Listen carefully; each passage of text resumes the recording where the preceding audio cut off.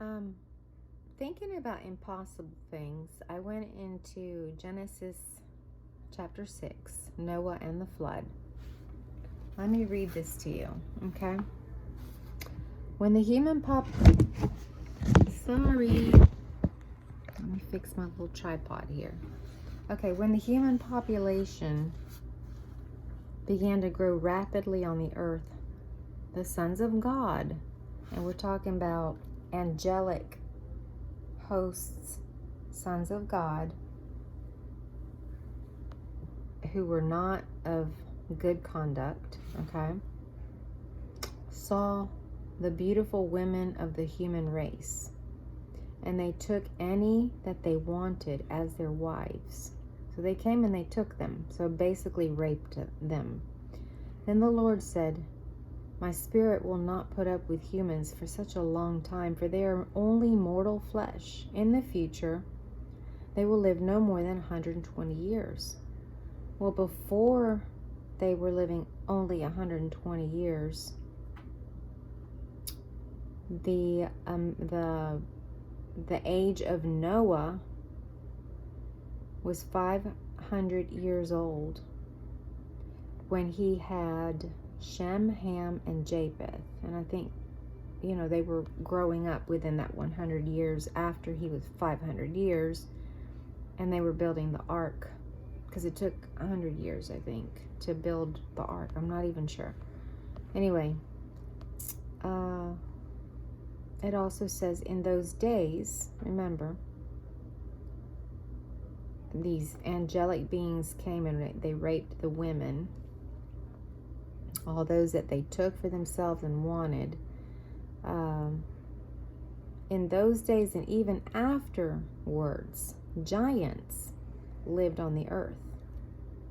Well, we're not giants, right? So these have to be otherworldly. For whenever the sons of God had intercourse with human women, they gave birth to children who became the heroes mentioned in legends of old. Now the Lord observed the extent of the people's wickedness, and he saw that all of their thoughts were consistently and totally evil. So the Lord was very sorry that he had ever made them. It broke his heart. And the Lord said, "I will completely wipe out this human race that I have created. Yes, and I will destroy all the animals and birds too. I am sorry that I ever made them." But Noah found favor with the Lord. Noah was the only human, that was uncorrupted. Him and his wife and his 3 sons and their wives, okay? 8 in all, out of all the human race, were not corrupted by the angelic hosts of demonic beings that came down and raped the women. This is the history of Noah and his family. Noah was a righteous man, the only blameless man living on the earth at that time. He consistently followed God's will and enjoyed a close relationship with him. Remember, we said that. Noah had 3 sons, Shem, Ham, and Japheth. Now the earth had become corrupt in God's sight, and it was filled with violence. God observed all of this corruption in the world, and he saw violence and depravity everywhere. So God said to Noah, "I have decided to destroy all living creatures." Remember, these angelic giants also raped the animals and corrupted their flesh, so that everything was eating everything. This could be a time where dinosaurs, started to come into the world. I don't know. Yes, I will wipe them all from the face of the earth. So, of course, he tells Noah, make a boat, tells him how big to build it. Then he says, "Look, I am about to cover the earth with a flood that will destroy every living thing. Everything on earth will die. But I solemnly swear to keep you safe in the boat," or the ark, "with your wife and your sons and their wives. So bring a pair of every kind of animal, a male and a female, into the boat with you to keep them alive during the flood. Pairs of each kind of bird, each kind of animal, large and small alike, will come to you to be kept alive. And remember, take enough food for your family and for all the animals. Huge task. So Noah did everything exactly as God had commanded him. So do you think that he had a very good and close relationship? Absolutely. When Noah was 600 years old and the flood came and he went aboard the boat to escape, he and his wife and his sons and their wives with them and all the various kinds of animals that God approved of were in there, and they came into the boat in pairs, male and female, just as God had commanded Noah. 1 week later, the flood came and covered the earth. So when Noah was 600 years old, on the 17th day of the second month, the underground waters, so remember there's waters underground, burst forth onto the earth, and the rain fell in mighty torrents from the sky. The rain continued to fall for 40 days and 40 nights. But Noah had gone into the boat that very day with his wife and sons, Shem, Ham, and Japheth, and their wives.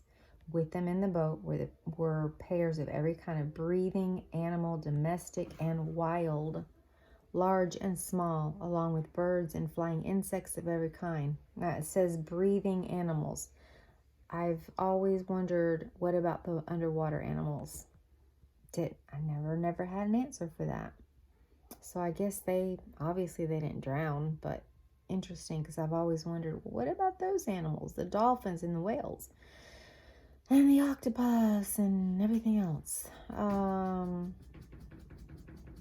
Soon as all these animals had gone into the ark, the Lord shut them in. And so for 40 days the floods prevailed, covering the ground and lifting the boat high above the earth. As the waters rose higher and higher above the ground, the boat floated safely on the surface. Finally, the water covered even the highest mountains on the earth. Standing more than 22 feet above the highest peaks, all the living things on earth died. Remember what I just said. All the living things on earth died. We're not talking about water creatures.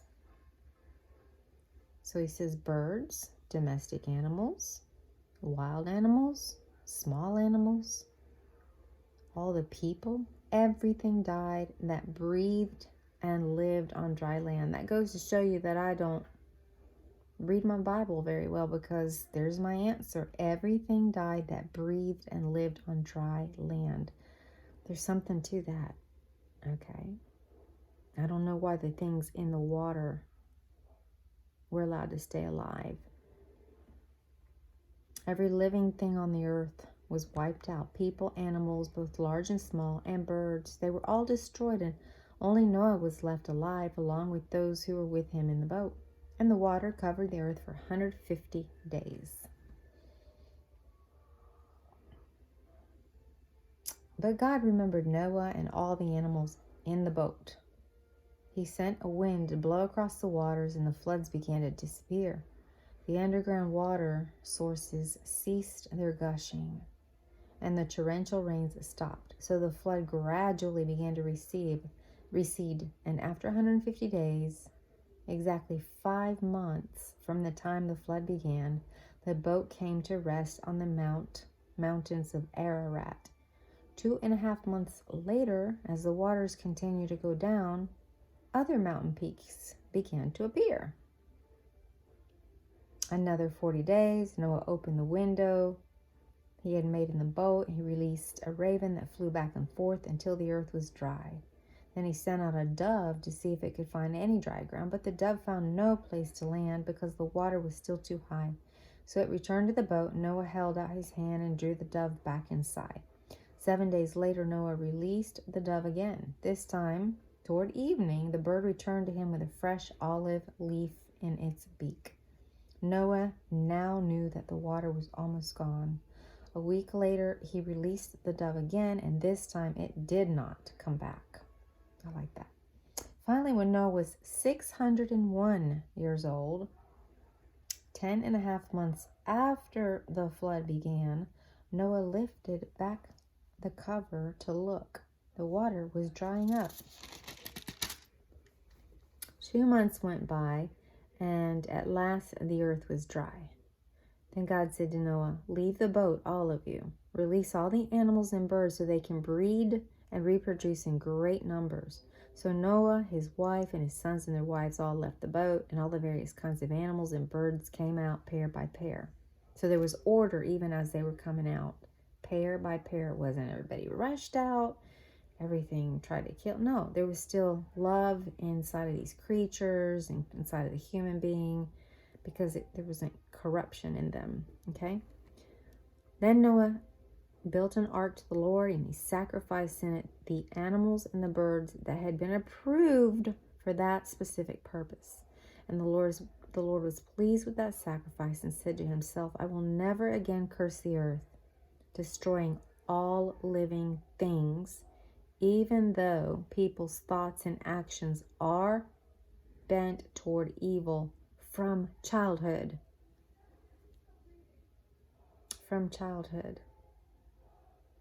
As long as the earth remains, there will be springtime and harvest, cold and heat, winter and summer, day and night. So, God blessed Noah and his sons and told them to multiply and fill the earth. And I'll stop right there, because the biggest point that I wanted to get in was allowing God to invite us. He gives the invitation. He first pursues us. That means he talks to us in our mind, in our heart, gives an invitation, and then he leaves it to us to decide if we want to come along and join him. Okay. If we want to have a relationship, right? If we want to speak to God after the invitation, we're going to have a crisis of faith. Who would have believed that Noah was going to have to build a boat or an ark to fit every type of animal, male and female? We make an adjustment, we obey, and we experience God. The end. Bye.